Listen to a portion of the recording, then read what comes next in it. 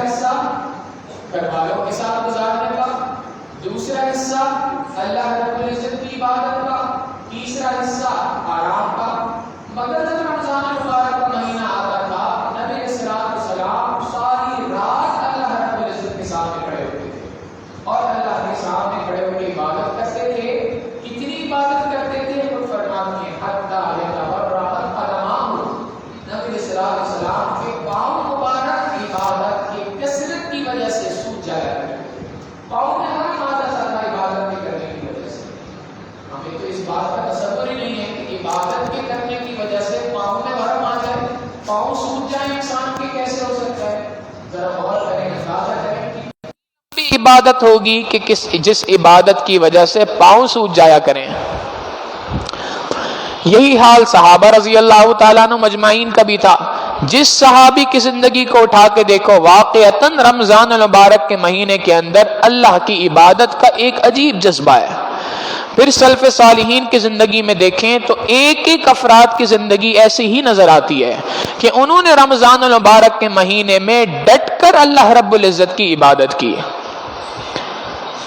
جیسے جیسے وقت نبی علیہ السلام کے زمانے سے دور ہوتا جا رہا ہے، انسانوں کی ہمتیں کمزور ہوتی جا رہی ہیں۔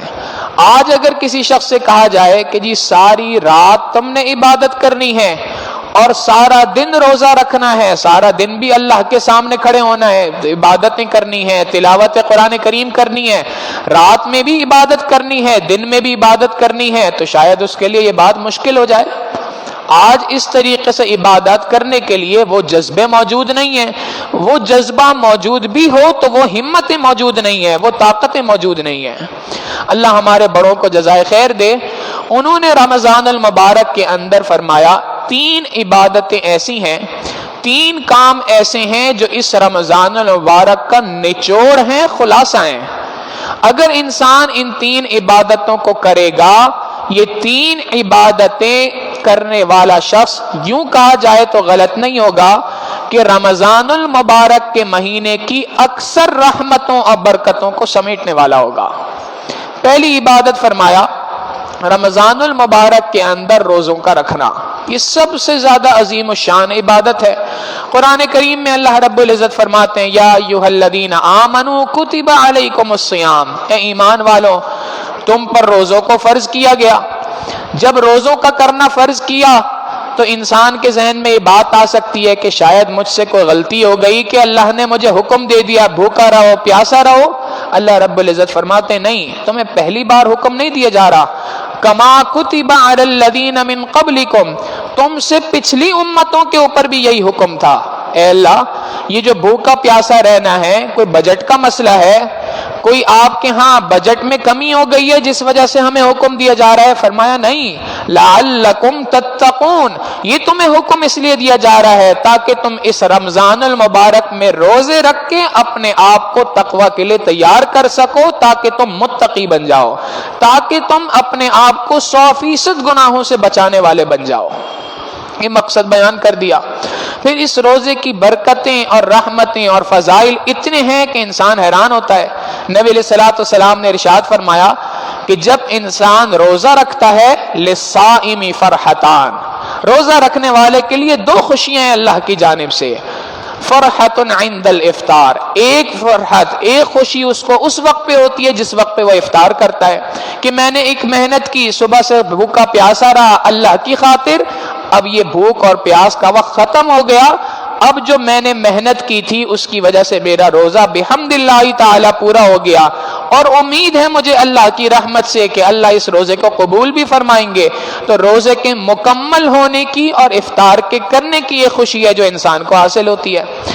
فرمایا وفرحۃ عند لقاء الرحمن، دوسری خوشی اس بندے کو اس وقت پہ ہوگی جب یہ اپنے پروردگار رحمان سے ملاقات کرے گا۔ اللہ رب العزت اس روزے کے اوپر جو اجر و ثواب اس بندے کو عطا کریں گے وہ اتنا زیادہ ہوگا کہ اس کو دیکھ کر انسان خوش ہو جائے گا۔ یہ خوشی کب ہوگی انسان کو؟ جب انسان روز جزا میں ہو، آخرت کا دن ہو، ہر طرف دیکھ رہا ہو کہ پریشانی ہے، گرمی ہے، اتنا کچھ ہے، اور اس کے اندر پروردگار عالم کو اللہ رب کی جانب سے، اللہ رب العزت کی جانب سے حکم آ جائے، میرے بندے جاؤ جنت کی طرف، جنت کا دروازہ تمہارے لیے کھلا ہے، ہم نے تمہارے لیے باقاعدہ ایک اسپیشل دروازہ تیار کر رکھا ہے جس کا نام ہی ریان رکھ دیا کہ اس دروازے سے فقط روزے دار جائیں گے۔ یہ اعزاز و اکرام ملے گا جب اس روزے کے بدلے اللہ رب العزت کی جانب سے جنت ملے گی تو انسان کو واقعتاً خوشی ہوگی۔ نبی علیہ الصلوۃ والسلام نے ارشاد فرمایا، اللہ رب العزت ارشاد فرماتے ہیں الصوم لی وانا اجزا بہ، روزہ میرے لیے ہے اور میں پروردگار ہی اس روزے کے بدلہ، اس روزے کی جزا انسان کو دوں گا۔ عام عبادتوں کے بارے میں تو حکم یہ ہے کہ جو عبادت کرو گے اس کا ریٹ فرشتوں کو بتایا ہوا ہے، اتنی نماز پڑھی، 1 رکعت پر اتنی نیکیاں، 2 رکعت پر اتنی نیکیاں، اتنا صدقہ کیا، اتنی صدقے کے اوپر اتنی نیکیاں۔ مگر جب روزے کی باری آئی تو اللہ رب العزت فرماتے ہیں میرے بندوں، چونکہ میرے اس بندے نے جو روزہ رکھا ہے، میرے فرشتوں چونکہ اس بندے نے جو روزہ رکھا ہے یہ روزے کا ہونا یا نہ ہونا فقط میری ذات کو پتا تھا، عام آدمی پہچان نہیں سکتا کہ یہ روزے دار ہے کہ روزے دار نہیں ہے، یہ فقط اللہ رب العزت کے علم میں ہے۔ تو یہ جو روزہ اس نے رکھا الصوم لی، یہ فقط میرے لیے کیا ہے، میری خوشنودی کے لیے کیا ہے، لہٰذا اس کا بدلہ بھی میں پروردگار خود ہی دوں گا۔ وہ بدلہ کیا ہوگا؟ کل قیامت کے دن اپنے بندے کو راضی کر کے چھوڑوں گا۔ تو روزہ اللہ رب العزت کی جانب سے عظیم الشان عبادت ہے۔ ہماری طرف سے کوتاہی یہ ہوتی ہے، ایک کوتاہی تو یہ کہ جیسے جیسے وقت گزرتا جا رہا ہے روزے کی اہمیت انسانوں کے ذہنوں سے ختم کی جا رہی ہے، وہ اہمیت باقی نہیں رہی۔ چھوٹے چھوٹے سے عذروں کے ساتھ آتے ہیں، جی میرے ساتھ یہ عذر ہے اس وجہ سے میں روزہ نہیں رکھ سکتا، میرے ساتھ یہ مسئلہ ہے اس وجہ سے میں روزہ نہیں رکھ سکتا۔ ہاں اگر واقعی شرعی عذر ہے، شریعت آپ کو یہ بات کہتی ہے، علماء اکرام موجود ہیں، مفتیان اکرام موجود ہیں، دارالفتہ میں جائیں اپنے بارے میں مسئلہ پوچھیں۔ اگر شریعت نے چھوٹ دے رکھی ہے، بعض مقامات پہ شریعت کا حکم ہے کہ آپ پر لازم ہے کہ روزہ نہ رکھیں کیونکہ طبیعت ایسی ہے، تو وہ تو بات ایک الگ ہے۔ لیکن اس سے ہٹ کے ایک نوجوان سے ملاقات ہوئی، روزہ نہیں رکھا، بھائی کیوں نہیں رکھتے؟ امتحان چل رہے ہیں۔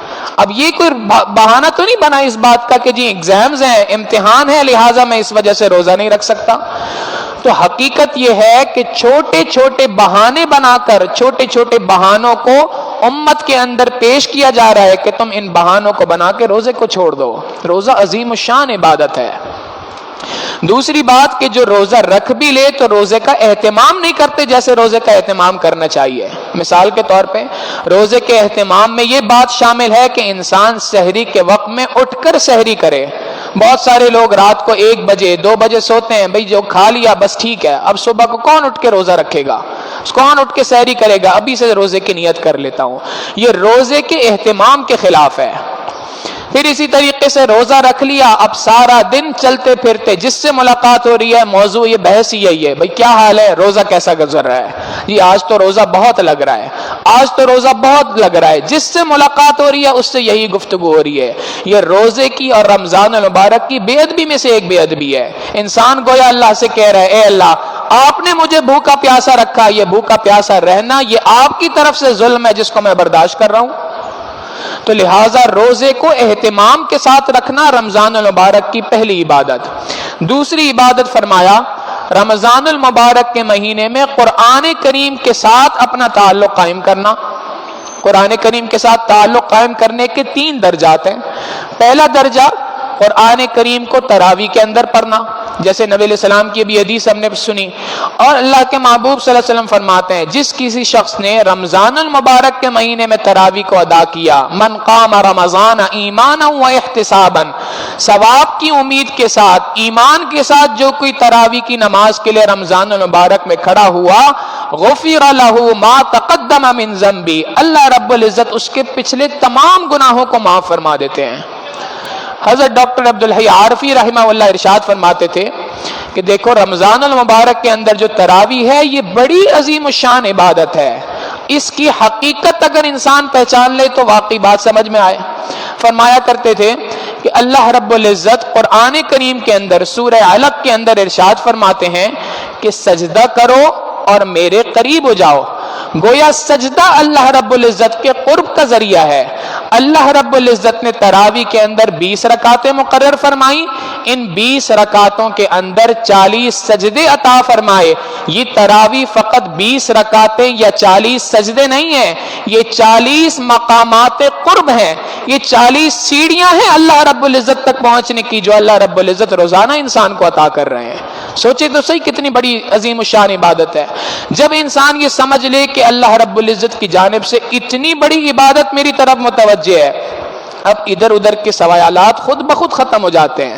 عاشق کا پھر سوال یہ نہیں رہتا کہ جی تراوی 20 رکعت ہے کہ تراوی 8 رکعت ہے، تراوی فرض ہے کہ واجب ہے، تراوی سنت ہے کہ مستحب ہے۔ عاشق کا سوال یہ نہیں ہوتا۔ امام مالک رحمت اللہ علیہ کے بارے میں آتا ہے کہ انہوں نے مسجد نبوی کے اندر اس بات لوگوں نے سوال کیا کہ حضرت مکہ والے تراوی کے اندر ہر 4 رکعت کے بعد کھڑے ہوتے ہیں اور ایک طواف کر لیتے ہیں، تو ان کے پاس تو طواف کا ایک بہت اچھا آپشن موجود ہے، مگر ہمارے پاس کوئی دوسرا آپشن نہیں ہے، ہم تو طواف نہیں کر سکتے، آپ بتائیے ہر 4 رکعت کے بعد ہم کیا کریں؟ امام مالک رحمت اللہ علیہ نے فرمایا بھائی تم 4 رکعت کے بعد 4 رکعت نفل پڑھ لیا کرو۔ اب ہر 4 رکعت کے بعد جو انسان بیٹھتا ہے اس کو کہتے ہیں ترویحہ۔ یہ 5 ترویحیں ہیں، 5 مرتبہ انسان بیٹھتا ہے، ان میں سے 5ویں بار جو بیٹھتا ہے اس کے فوراً بعد تو وتر ہے، اگر اس کو ہٹا دیا جائے تو 4 ترویحیں بنتے ہیں، ہر ترویحے میں 4 رکعت پڑھی جائیں تو 16 رکعت بن گئی۔ اب 20 رکعت تراوی کے ساتھ یہ 16 رکعتیں ہوں تو کل بنتی ہیں 36 رکعتیں۔ بہت سارے لوگوں کو یہ مغالطہ لگا کہ غالباً امام محمد رحمت اللہ علیہ تراوی کے اندر 36 رکعت تراوی کے قائل تھے، تو حقیقت یہ ہے کہ جو عاشق ہوگا اس کا سوال تو یہ ہوگا کہ جی تراوی 20 ہے کہ 36 ہیں، یہ بتائیے۔ یہ سوال نہیں بنتا اس کا کہ جی تراوی 8 ہے کہ 20 ہے۔ تو تراوی عظیم الشان عبادت ہے۔ علماء نے لکھا تراوی کی بعض سنتیں نبی علیہ السلام سے ثابت۔ پہلی سنت تراوی کی تراوی کو جماعت کے ساتھ پڑھنا، دوسری سنت تراوی کو پورے 30 دن پڑھنا، چاہے قرآن کریم 10 دن کے اندر ختم ہو جائے، 6 دن میں ختم ہو جائے، 15 دن میں ختم ہو جائے، پورے 30 دن تراوی کا پڑھنا۔ تیسری سنت قرآن کریم کا تراوی کے اندر پڑھنا۔ یہ سنتیں ہیں تراوی کی جو رمضان المبارک کے ساتھ ہیں، لہذا تراوی کو اہتمام کے ساتھ پڑھنا یہ قرآن کریم کے ساتھ تعلق کا پہلا درجہ۔ دوسرا درجہ کثرت کے ساتھ اس کی تلاوت کرنا۔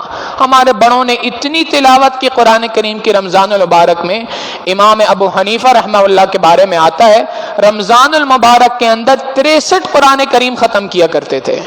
امام شافعی رحمت اللہ علیہ فرماتے ہیں رمضان المبارک میں مجھے مکہ مکرمہ سے مدینہ منورہ جانے میں سفر میں 16 دن لگے، 16 دن میں نے 16 مرتبہ قرآن کریم پڑھ لیا۔ وہ سفر جس سفر کو مشقت کہا جاتا ہے، جس میں شریعت کہتی ہے کہ نماز بھی تمہارے اوپر عادی ہو گئی، اس کے اندر حال یہ ہے کہ ایک قرآن کریم روزانہ پڑھا جا رہا ہے۔ تو ہمارے بڑوں نے قرآن کریم کثرت کے ساتھ پڑھ کے دکھایا، ہم بھی ہمت کریں۔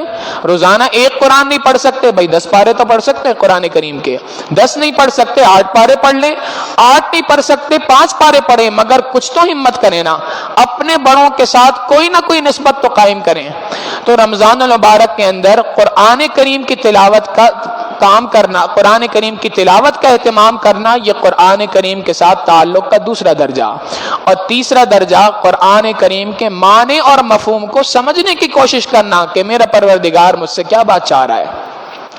تو پہلی عبادت روزوں کا رکھنا، دوسری عبادت قرآن کریم کے ساتھ تعلق قائم کرنا، اور تیسری عبادت دعاؤں کا اہتمام کرنا۔ آج یہ بھی ہمارے اندر سے ختم ہو رہی ہے بات، دعاؤں کا اہتمام کرنا۔ علماء نے لکھا نبی علیہ الصلوۃ والسلام کی احادیث سے پتہ چلتا ہے 2 اوقات ایسے ہیں جن کے اندر جو دعا مانگی جائے اللہ رب العزت منعن اس دعا کو قبول فرماتے ہیں۔ ہمارے حضرت فرماتے ہیں یہ ایسی ہے جیسے کسی شخص کو سائن کر کے بلینک چیک دے دیا جائے، جناب یہ چیک ہے، جو اماؤنٹ اس پہ لکھنا چاہیں آپ لکھ دیں۔ اللہ رب العزت کی جانب سے رمضان المبارک میں 60 بلینک چیک ہیں جو انسانیت کو دیے گئے۔ میرے بندوں، جو اپنی دعا مجھ سے منوانی ہے، جو بات منوانی ہے وہ بات مجھ سے دعا مانگ لو، یہ اوقات ہیں، ان اوقات میں دعا کو قبول کروں گا۔ ایک وقت ہے سحری کا وقت، اس وقت پہ ہماری غفلت یہ ہوتی ہے کہ دیر سے اٹھے، سحری کا وقت ہے جلدی بس سحری کی اور پھر اس کے بعد اپنی کاموں میں لگ گئے۔ حالانکہ صحیح طریقہ یہ تھا کہ جب سحری کے لیے اٹھ ہی رہے ہیں 15-20 منٹ پہلے، آدھا گھنٹہ پہلے اٹھ جائے، چند رکعت وضو کر کے اللہ سے کے سامنے کھڑے ہو کے پڑھ لیں تہجد کی نیت سے، اور اس کے بعد 10-15 منٹ اللہ کے سامنے دعا مانگیں۔ اور پھر دوسرا وقت فرمایا افطار کا وقت، اس وقت پہ بھی جو دعا مانگی جائے وہ دعا بھی قبول ہوتی ہے۔ یہ بھی کوتاہیوں کا وقت ہوتا ہے ہماری جانب سے، یا تو افطار کے وقت پر پہلے سے بیٹھتے نہیں، یا اگر بیٹھ بھی جائیں تو بیٹھ کر جو افطار کی چیزیں سامنے رکھی ہوتی ہیں انہی کو گن رہے ہوتا ہے، جی کھجور آ گئے کہ نہیں آئے، کیچپ آ گیا کہ نہیں آ گیا، فلاں چیز آ گئی کہ نہیں آ گئی، چیزوں کو گن رہے ہوتے ہیں اور وہ وقت اس کے اندر ضائع کر رہے ہوتے ہیں۔ اللہ کی جانب سے حکم ہے میرے بندوں، اس وقت پہ جو مانگو گے وہ دعا تمہاری قبول ہوگی۔ حقیقت یہ ہے ہمارے بڑوں نے کہا یہ وقت عبادات اور بیانات اور تلاوت قرآن کریم کا بھی نہیں ہے، یہ وقت ہے تو فقط دعا کے مانگنے کا وقت ہے۔ اس وقت پہ اللہ سے مانگے دعاؤں کو۔ اور پھر اس کے اندر ایک بات یہ بھی ہے کہ کفر یہ بات اچھی طرح جانتا ہے کہ یہ وقت مسلمانوں کو اللہ رب العزت کی جانب سے بلینک چیک ملے ہیں، لہٰذا اس نے بھی اس بات کی پوری تیاری کر رکھی ہے کہ کسی طرح ان کی سحری اور افطاری کے وقت کو ضائع کیا جائے۔ آپ دیکھیں پورے رمضان المبارک کے اندر 24 گھنٹے ہیں، یہی دو اوقات ہیں جن کے اندر شان رمضان ٹرانسمیشن کے نام پر ٹی وی کے اوپر خرافات چل رہے ہیں، تو یہ دو اوقات ہیں جن کے اندر خوب اللہ رب العزت کے سامنے دعا مانگیں۔ خلاصہ یہ نکلا کہ رمضان المبارک کے اندر 3 عبادتیں ہیں عظیم الشان۔ پہلی عبادت روزوں کا رکھنا اہتمام کے ساتھ، دوسری عبادت قرآن کریم کے ساتھ اپنا تعلق قائم کرنا، اور تیسری عبادت دعاؤں کا اہتمام کرنا۔ اللہ رب العزت رمضان المبارک کی صحیح معنوں میں ہمیں قدردانی کرنے کی توفیق عطا فرمائے۔ روداد نگر کے نہائشی ہماری اس مسجد کے مقتدر نمازی جناب شفیق الرحمان ربانی صاحب کی ہمشیرہ محترمہ کا انتقال ہو گیا ہے۔ انا للہ و انا الیہ راجعون۔ اللہ تعالیٰ مرحومہ کی کامل مغفرت فرمائے، جنت الفردوس میں اعلیٰ مقام عطا فرمائے، پسماندگان کو صبر جمیل نصیب فرمائے۔ نماز جمعہ کے بعد انشاءاللہ العزیز مرحومہ کی نماز جنازہ ادا کی جائے گی۔ دعائے صحت کی درخواست کی گئی ہے۔ جناب حاجی یاسین صاحب شدید علیل ہیں، ڈاکٹر تسکین صاحب، مزمل صاحب کی والدین، منیر صاحب، شعیب صاحب کی والدہ اور دیگر تمام بیماروں کے لیے دعا فرمائیں۔ اللہ تعالیٰ تمام بیماروں کو شفائے کاملہ عاجلہ مستمرہ دائمہ نصیب فرمائے۔ تمام مشکلات میں پھنسے ہوئے افراد کے اللہ تعالیٰ مشکلات کو دور فرمائے۔ بے اولادوں کو اللہ تعالیٰ نیک اولاد عطا فرمائے۔ جو روزگار کی وجہ سے، کاروبار کی وجہ سے پریشان ہیں، اللہ تعالیٰ ان کی پریشانیوں کو دور فرمائے۔ ہماری مسجد کے ایک اور مقتدر نمازی جن کا انتقال ہوا جناب محمود صاحب، اور اس کے علاوہ ایک اور صاحب کی والدہ محترمہ کے لیے بھی دعائے مغفرت کی درخواست کی ہے۔ دعا فرمائے اللہ تعالیٰ ان کی اور دیگر تمام مرحومین کی کامل مغفرت فرمائے، جنت الفردوس میں اعلیٰ مقام عطا فرمائے۔ وآخر دعوانا ان الحمد للہ رب العالمین۔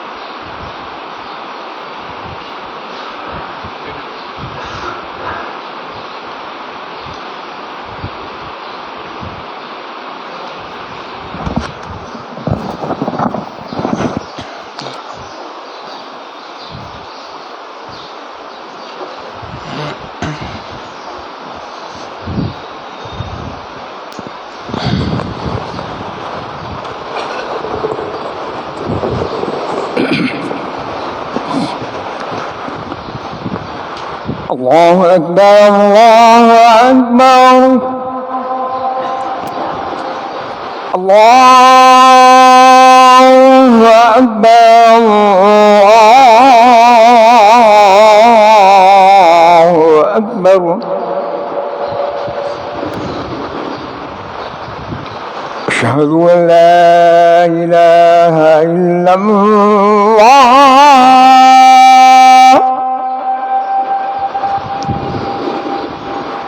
أشهد أن لا إله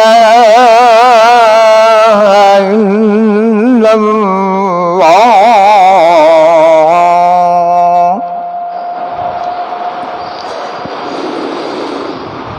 أشهد أن محمدًا رسول الله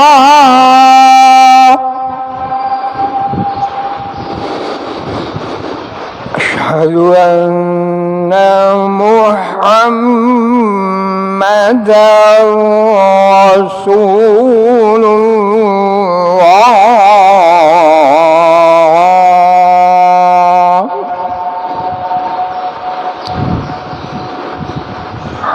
حي على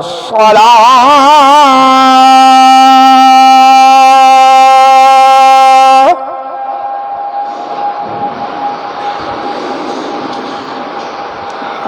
حي على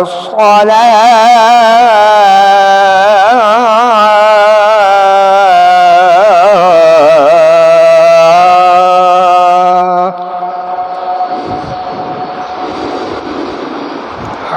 حي على الفلاح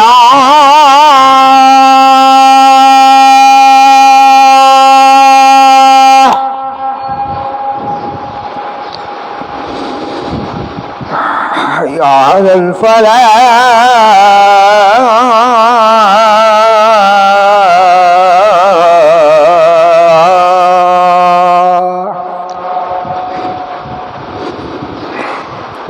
الله أكبر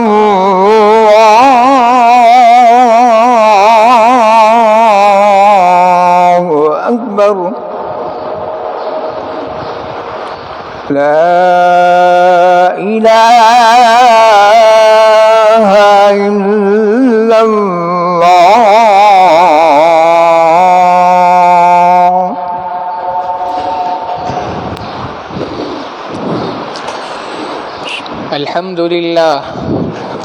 الحمد لله الذي كتب الآثار ونسخ الآجار والقلوب لك عنده مفضية والسر عنده العلانية الحلال ما أحل والحرام ما حرم والدين ما شرع والأمر ما قضى الخلق خلقه والعبد عبده وهو الله الرؤوف الرحيم وأشهد أن لا إله إلا الله وحده لا شريك له وأشهد أن سيدنا ونبينا ومولانا محمدًا عبده ورسوله صلى الله تعالى عليه وعلى آله وأصحابه وبارك وسلم تسليما كثيرا كثيرا أما بعد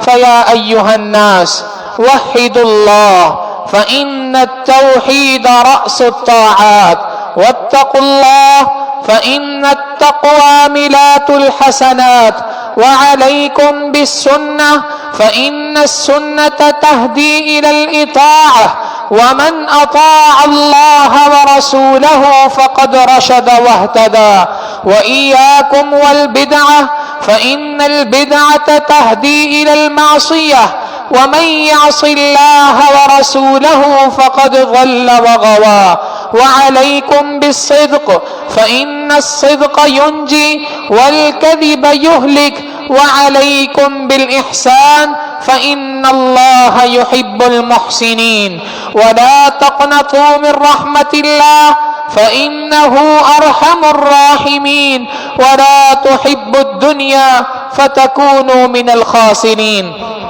ألا وإن نفسا لن تموت حتى تستكمل رزقها فاتقوا الله وأجملوا في الطلب وتوكلوا عليه فإن الله يحب المتوكلين.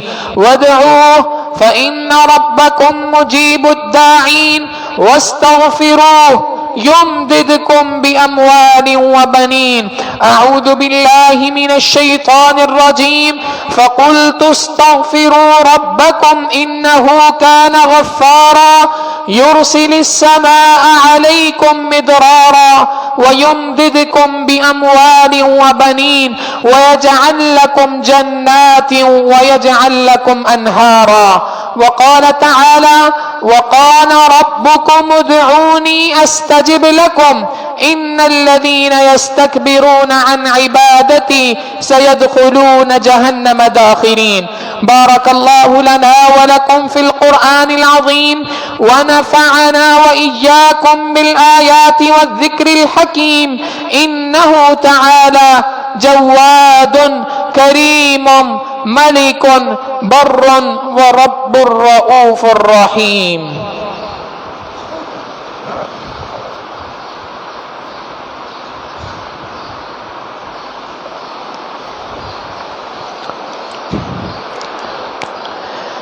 إن الحمد لله نحمده ونستعينه ونستغفره ونؤمن به ونتوكل عليه ونعوذ بالله من شرور أنفسنا ومن سيئات أعمالنا. من يهده الله فلا مضل ومن يضلله فلا هادي له. ونشهد أن لا إله إلا الله وحده لا شريك له ونشهد أن سيدنا ونبينا ومولانا محمدا عبده ورسوله. أما بعد فقال الله تعالى: يا أيها الناس اتقوا ربكم إن زلزلة الساعة شيء عظيم يوم ترونها تذهل كل مرضعة عما أرضعت وتضع كل ذات حمل حملها وترى الناس سكارى وما هم بسكارى ولكن عذاب الله شديد. وقال تعالى: إن الله وملائكته يصلون على النبي يا أيها الذين آمنوا صلوا عليه وسلموا تسليما. اللهم صل على محمد وعلى آل محمد كما صليت على إبراهيم وعلى آل إبراهيم إنك حميد مجيد. اللهم بارك على محمد وعلى آل محمد كما باركت على إبراهيم وعلى آل إبراهيم إنك حميد مجيد. قال النبي صلى الله عليه وسلم: أرحم أمتي بأمتي أبو بكر وأشدهم في أمر الله عمر وأصدقهم حياء عثمان وأقضاهم علي وفاطمة سيدة نساء أهل الجنة والحسن والحسين سيدا شباب أهل الجنة وحمزة أسد الله وأسد رسوله رضوان الله تعالى عليهم أجمعين. اللهم اغفر للعباس وولده مغفرة ظاهرة وباطنة لا تغادر ذنبا. الله في أصحابه لا تتخذوهم من بعدي غرضا فمن أحبهم فبحبي أحبهم ومن أبغضهم فببغضي أبغضهم وخير القرون قرني ثم الذين يلونهم ثم الذين يلونهم. اللهم اغفر لي وللمؤمنين والمؤمنات والمسلمين والمسلمات الأحياء منهم والأموات إنك سميع قريب مجيب الدعوات. اللهم بارك لنا في أوطاننا وأصلح أئمتنا وولاة أمورنا ولا تسلط علينا بذنوبنا من لا يخافك فينا ولا يرحمنا. اللهم احفظ الحرمين الشريفين. اللهم احفظ المسجد الأقصى يا رب العالمين. اللهم اللهم سلمنا لرمضان وسلمه لنا وتقبله منا متقبلا.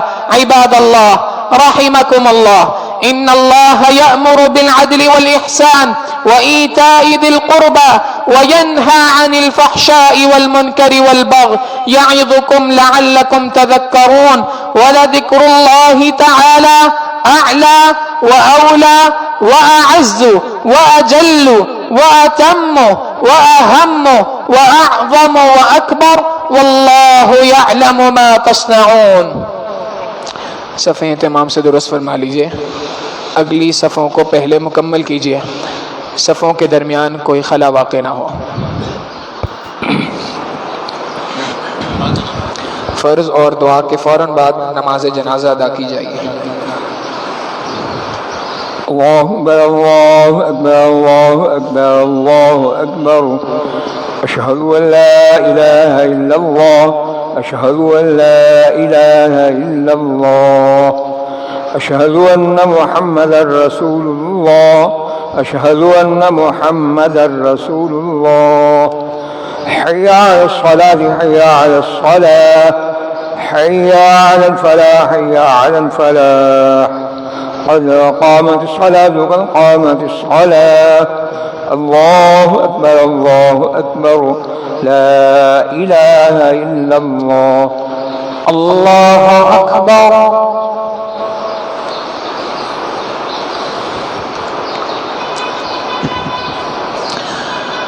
الحمد لله رب العالمين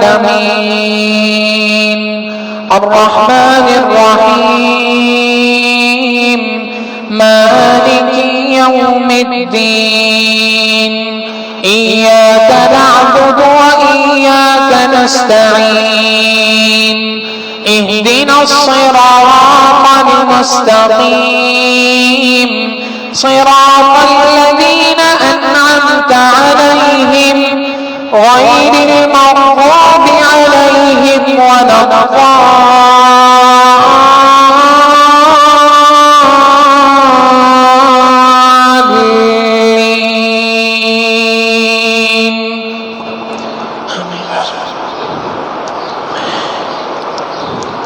يا أيها الذين آمنوا اركعوا واسجدوا واعبدوا ربكم وافعلوا الخير لعلكم تفلحون. وجاهدوا في الله حق جهاده هو اجتباكم وما جعل عليكم في الدين من حرج ملة أبيكم إبراهيم هو سماكم المسلمين من قبل وفي هذا ليكون الرسول شهيدا عليكم وتكونوا شهداء على الناس. فأقيموا الصلاة وآتوا الزكاة واعتصموا بالله هو مولاكم فنعم المولى ونعم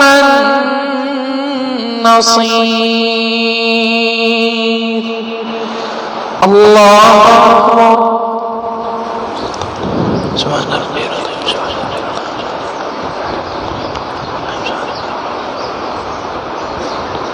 سمع الله لمن حمده.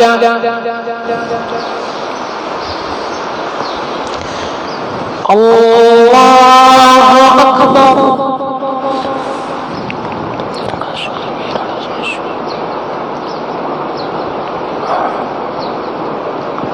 الله أكبر. الله أكبر.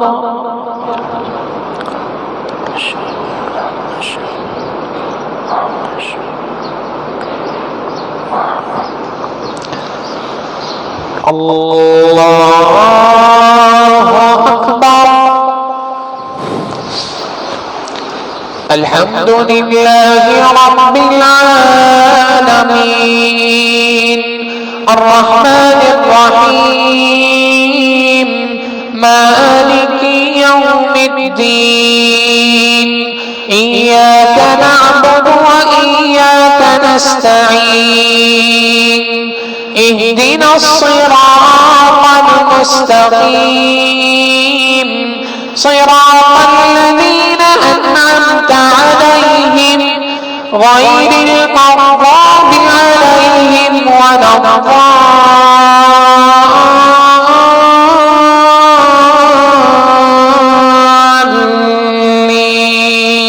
वलद्दाल्लीन।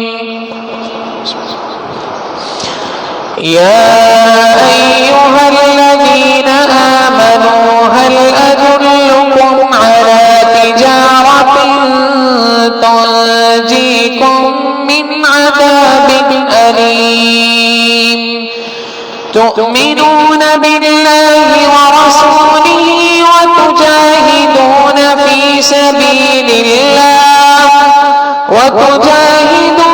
फी सबीलिल्लाहि बिअमवालिकुम व अनफुसिकुम ذلكم خير لكم إن كنتم تعلمون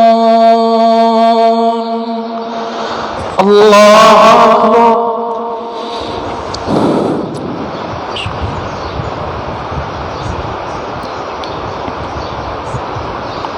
سمع الله لمن حمده الله أكبر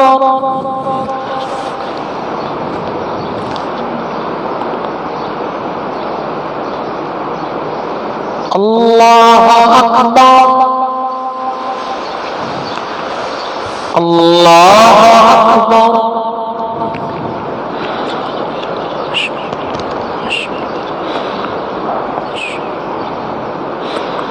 الله أكبر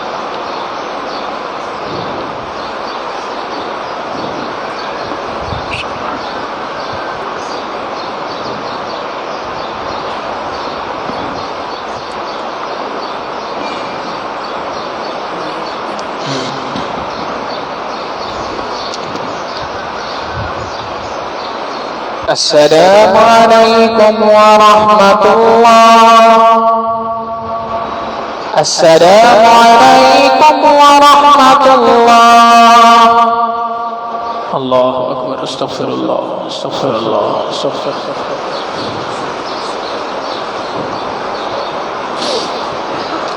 سبحان ربي العلي الوهاب اللهم صل على سيدنا محمد وعلى آل سيدنا محمد وبارك وسلم ربنا ظلمنا أنفسنا وإن لم تغفر لنا وترحمنا لنكونن من الخاسرين اے کریم آقا ہم آپ کے گناہگار سے آکار بندے ہیں اللہ ہمارے گناہوں کو معاف فرما ہماری خطاؤں سے درگزر فرما ہمارے عیبوں کی پردہ پوشی فرما اے کریم آقا ہماری جسمانی بیماریوں کو دور فرما ہماری روحانی بیماریوں کو دور فرما اے کریم آقا ہم پر اپنی رحمت فرما ہم پر اپنا کرم فرما اے اللہ آپ کا مہمان آپ کی طرف سے بھیجا ہوا مہمان اے اللہ ہماری طرف آنے والا ہے اے اللہ رمضان المبارک کے اس مہینے کو ہمارے لیے رحمتوں اور برکتوں کا مہینہ بنا دیجئے گناہوں سے بخشش کا ذریعہ بنا دیجئے اے کریم آقا دنیا والوں کا دستور ہے مہمان کے آنے سے پہلے اچھی طرح اپنے آپ کو صاف ستھرا کر لیتے ہیں اے اللہ ہم روحانی اعتبار سے گناہوں کی میل کچیل کے اندر ڈوبے ہوئے ہیں اے اللہ اپنی رحمت سے ہمیں بھی اپنے مہمان کو بھیجنے سے پہلے